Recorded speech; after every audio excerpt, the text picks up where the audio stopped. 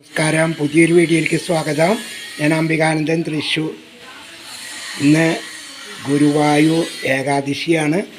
അപ്പോൾ ഏകാദശി കഞ്ഞിയാണ് ഈ കാണുന്നത്. ഗോതമ്പാണ്, ഗോതമ്പ് അരി കഞ്ഞി വെച്ചത്, പുഴുക്ക്. ഇതാണ് ഇന്നത്തെ എൻ്റെ ചോറ്റുപാത്രത്തിൽ. വരൂ, നമുക്ക് കഴിക്കാം. നമുക്ക് കഞ്ഞി കുടിക്കാം, കഞ്ഞിയും പുഴുക്കും കുടിക്കാം. കഞ്ഞിയിൽ പുഴുക്കിട്ടിട്ട് ചൂടുണ്ട് കേട്ടോ മക്കളെ.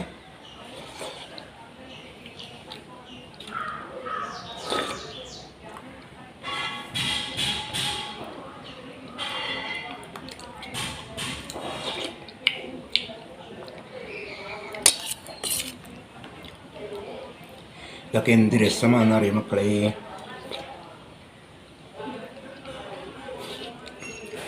അപ്പോഴത്തെ കുട്ടികളൊക്കെ ഇത് കഴിക്കുന്നുണ്ട്, അതിന് രുചി അറിയുമായിരിക്കും.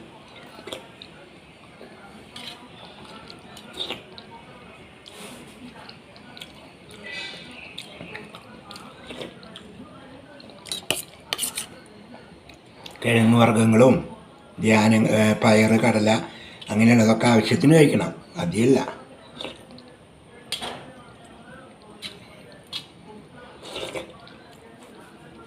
പണ്ട് കാലത്തൊക്കെ കൊല്ലത്തിൽ 2 വട്ടം 3 വട്ടം ഇതുപോലെ ഏകാദശി, 3 ഏകാദശി.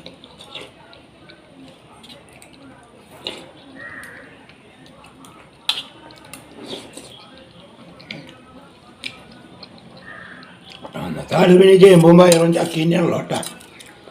കൊള്ളി,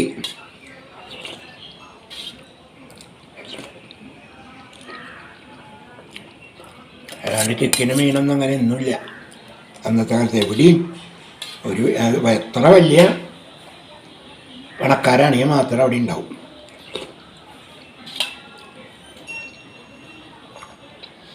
അല്ലാതെ കൂലിപ്പണിക്ക് പോയി ജീവിക്കണ ഏത് കുടുംബത്തും മാസത്തിലെ 1 വട്ടം ഒക്കെയാവും മത്സ്യമാംസാദികളൊക്കെ ഉണ്ടാവുക.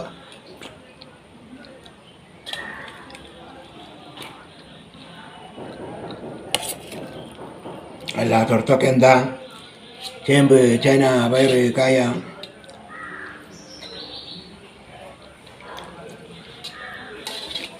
ഇതിനുണ്ടാവുള്ളൂ.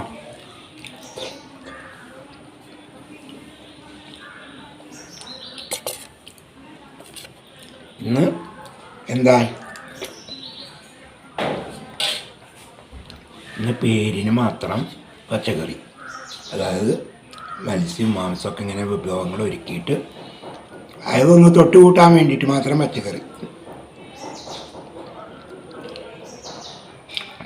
അന്നങ്ങനെയല്ല. അന്ന് തൊട്ട് കൂട്ടാനായിട്ട് പച്ചക്കറി വിഭവങ്ങൾ ഒരുക്കിയിട്ട് തൊട്ട് കൂട്ടാൻ ഒരു മുള്ളനോ ഒരു മാന്തള ഒരു കഷ്ണം വറുത്തുണ്ടാവും, അത്ര ഉണ്ടാവുള്ളൂ. കാലം മാറി, അതിനനുസരിച്ച് രോഗം വന്നു അല്ലേ. പഴയ കാലത്ത് രോഗം എന്ന് പറഞ്ഞാൽ എന്തിട്ടാ, എപ്പോഴേലൊക്കെ വരുന്ന ഒരു പനി.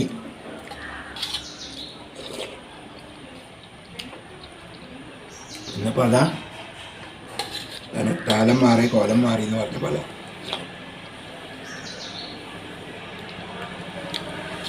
മനുഷ്യന് എങ്ങനെ പേഷൻ ഉണ്ടാക്കണോ, പ്രകൃതി അപ്രകാരം പേഷൻ ഉണ്ടാക്കിക്കൊണ്ടിരിക്കും.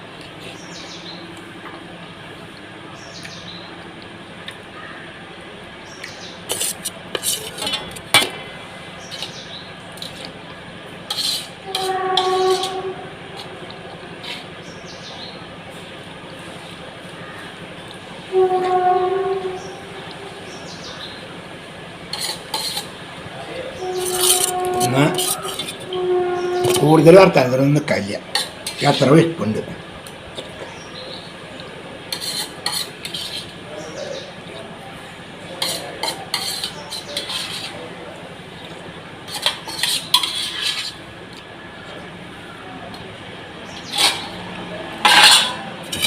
അപ്പം അതൊക്കെയും കാര്യമാക്കി മതി, അത്ര വേണ്ടോ.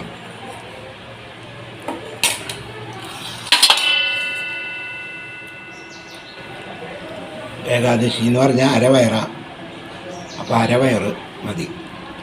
അപ്പോൾ നിർത്തി. അപ്പോൾ ഇനി അധികം നീട്ടിക്കൊണ്ട് പോകില്ല മക്കളെ. അപ്പോൾ ഒന്ന് ലൈക്ക് കൊടുത്തേക്ക് കേട്ടോ.